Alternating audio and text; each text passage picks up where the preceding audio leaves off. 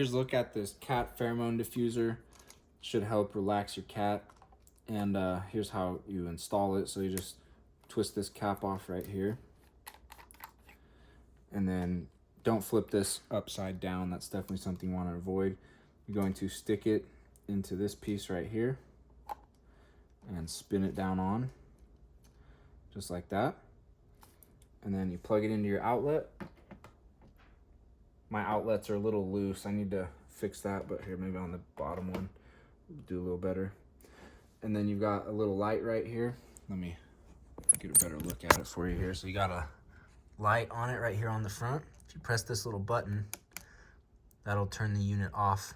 Push it again, back on. It's that easy to turn off and on.